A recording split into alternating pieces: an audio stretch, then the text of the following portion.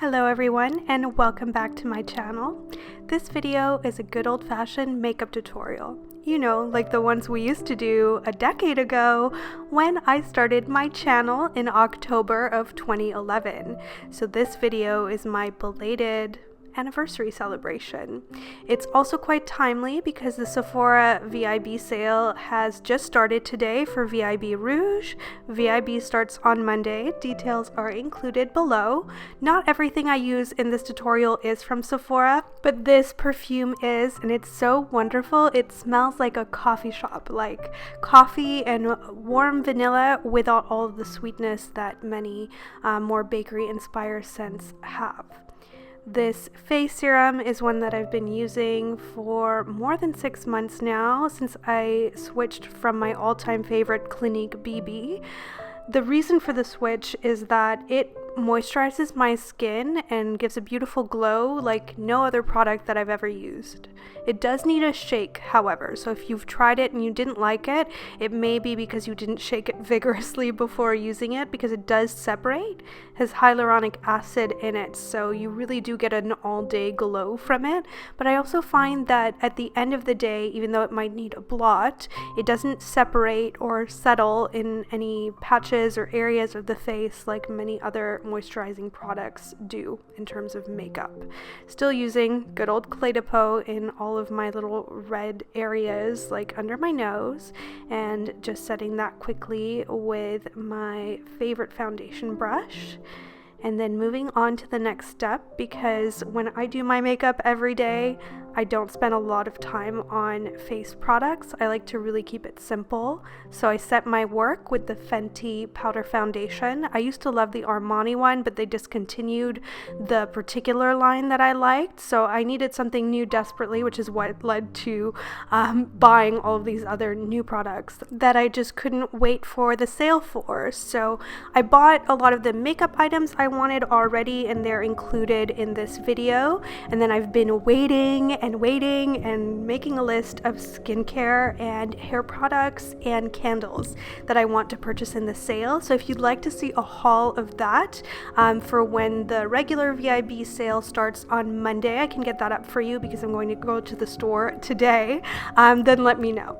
The bronzer I use isn't to contour, it's not even really to bronze. You can see how fair I am right now and every day, and it's just really to warm up certain areas of the face so that, you know, everything looks a little bit more dimensional and warm. And so you'll see that I use quite a few Elle products in this video, and it's not, you know, sponsored in any way. I've just been wanting to try some more natural products, and I've been really impressed with the quality of their products in general. So a few of the products I use are from them, and then I have some fun things to show you too, as well as my old trick, which is always to wipe your eyebrows. So you got to see my dirty Q-tip right there from all the foundation that gets stuck in your brows when you do your face makeup.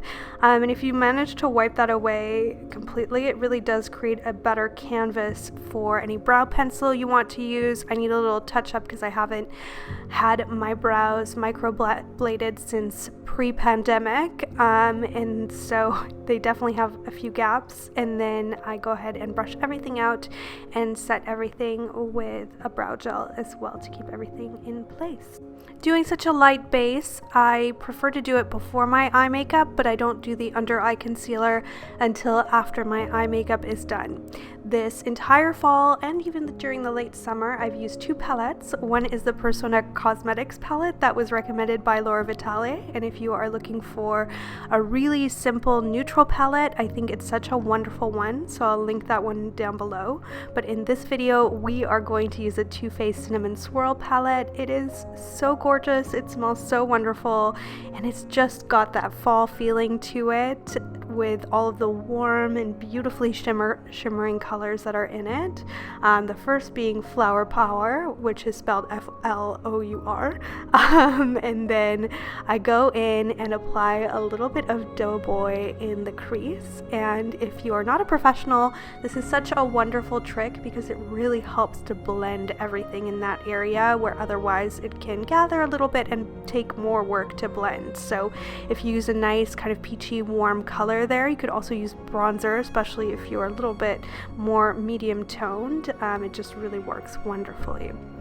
So then after that, I go in and apply sticky buns, which reminds me so much of MAC's Amber Lights. If you are an OG, you might remember that shadow. I definitely put it on in multiple YouTube videos over the years when I started, but it is very difficult to wear.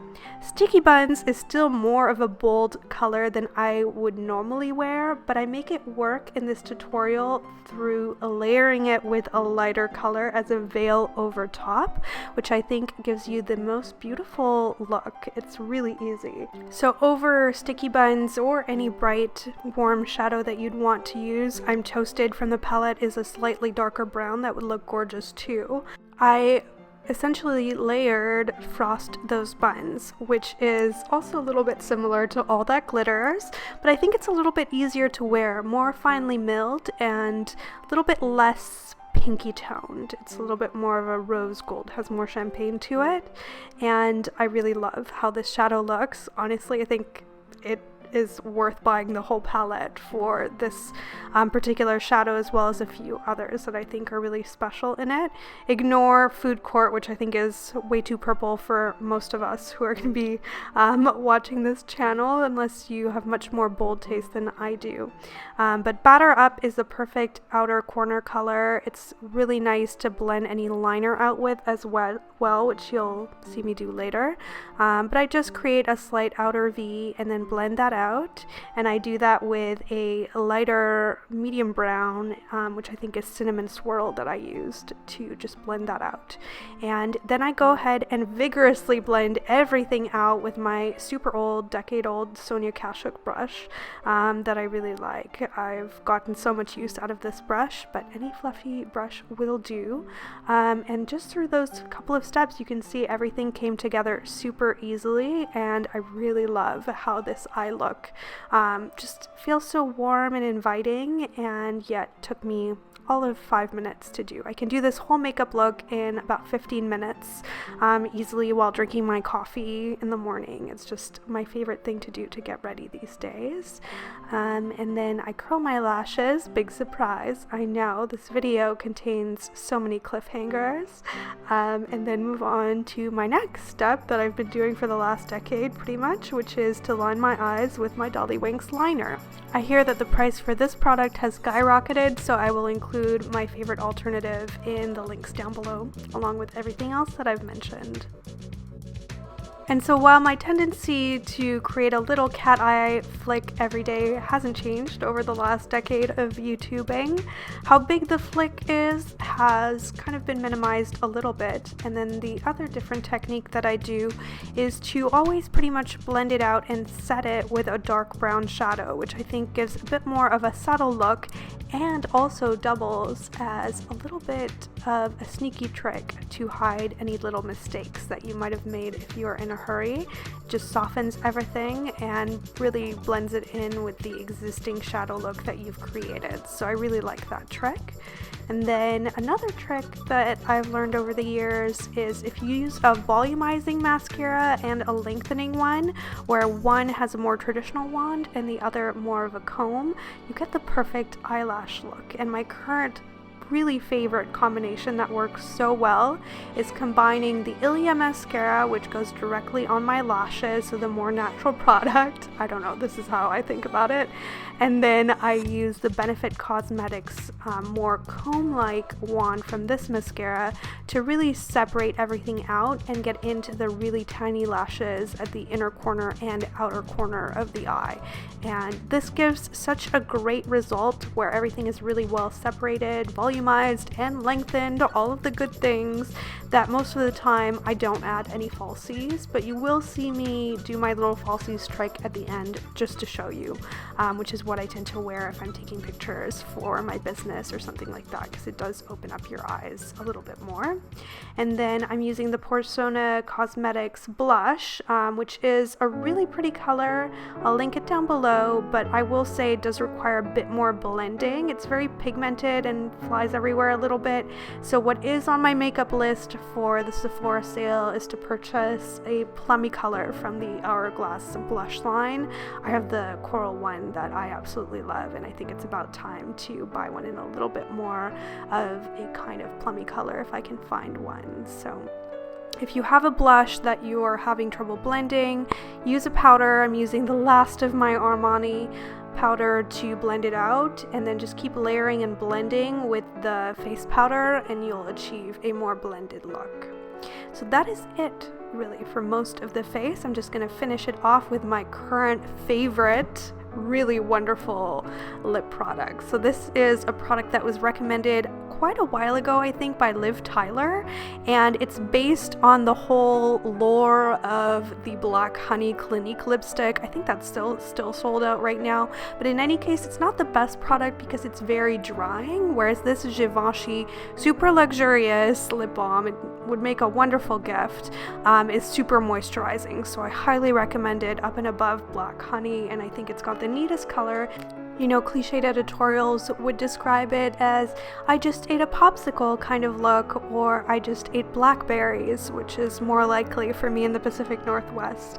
But I finish off my makeup every day by then putting on my pearls once my perfume has had a chance to really sink into my skin, because it's not very good for the luster of your pearls if you didn't know that.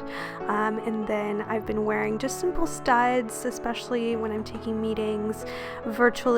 And then my most worn necklace recently has been my twist convertible pearls necklace, usually worn short because I favor v-necks with the bracelet detached, but you can also wear them together for a longer necklace and choose any clasp you like as part of the new twist convertible design your own necklace and bracelet design. To do my falsies look, I always split a pair of Ardell 110s and then use duo eyelash glue. Big surprise, I know, but applying it a little bit more towards the inside of the eye instead of at the very, very outer eye corner gives you a little bit more of a doll-eyed look that I've really been favoring lately, and I think really helps to blend the falsies as well. So that is my little sneaky trick for the end of this tutorial. Thank you so much for watching and for sticking around for these last 10 years, and here's to the next.